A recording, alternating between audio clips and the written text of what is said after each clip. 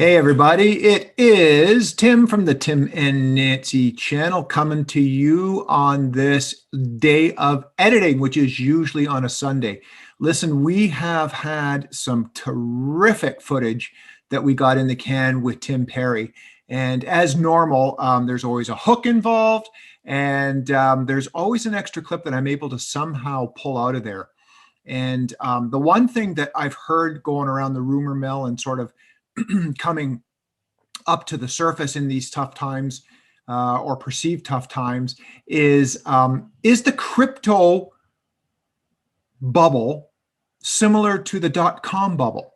So in this episode, I asked Tim Perry that exact question. Remember, if you're getting value out of this channel, please subscribe, click on the like button, smash the little bell so you get all of our great clips with us and Tim Perry. I'll be back at the end. Thanks. Tim's got a question for you. Certainly. So, Tim, I was thinking the other day, I thought there is referencing with this run up and that this is a crypto bubble. And you know what I'm talking about, right? In the news and in the social media and stuff. So my question to you, and I don't know whether you can answer this or not, is, but if you were to compare the dot-com bubble to this bubble, is there a similarity, and is there a time when perhaps we should look at cashing out some of our cryptocurrencies? I 100% see similarities with the dot-com bubble. Obviously, with the dot-com in the early 90s, mid 90s, there was spikes in all like the original, stock share, for AOL and stuff like that. Then it crashed, like literally 95%, 98%.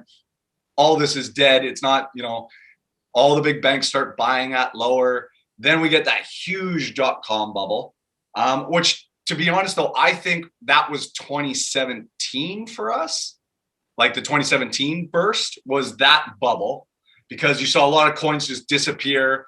And now we're getting real use case technologies. You're seeing a lot of coins, still around after a year. Like I can still look in the top 100 and see plenty, but we're still going to go through a phase where we're going to hit an even bigger peak, because we're only like 1% of the world using crypto, right?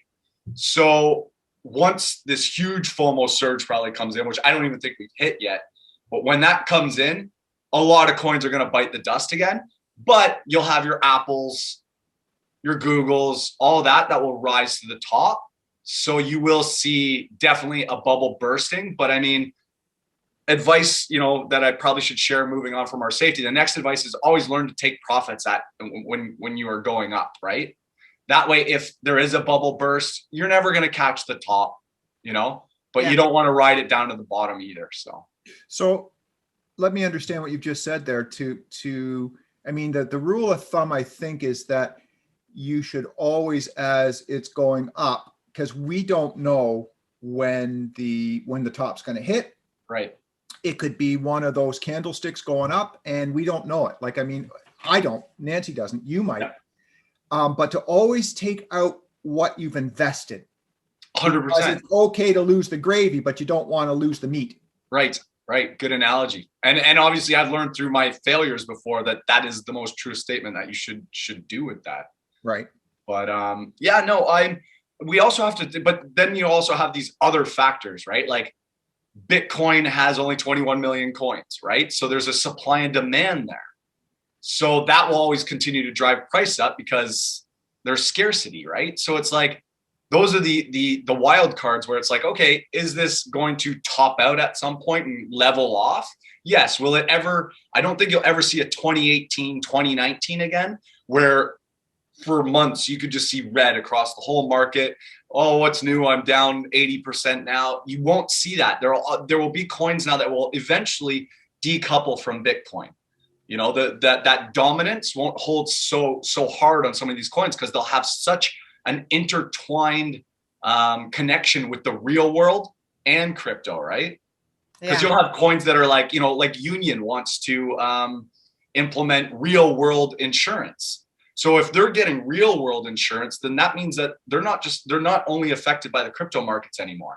They're getting revenues from real world applications that will go against even what the markets, the overall crypto markets kind of dictating. Well, there you go. What did you think of that? I mean, it's a short clip. However, it has got some really good information and some good comparisons. It seems that, Bitcoin is going to be sort of the diamond in the rough here. But that's just an opinion, folks. The reason why we bring Tim on the channel is to get opinions and chat. And this is about community, and it's about talking to people who know more than us to get opinions and advice. So I hope you got something out of it. And remember, subscribe, like, and hit the little bell so you're always aware of when we're coming on. And I can't thank you enough. Nancy and I can't thank you enough for tuning into the channel. And we'll talk to you soon. Stay tuned for more of Tim Perry because it's coming all this week. See ya.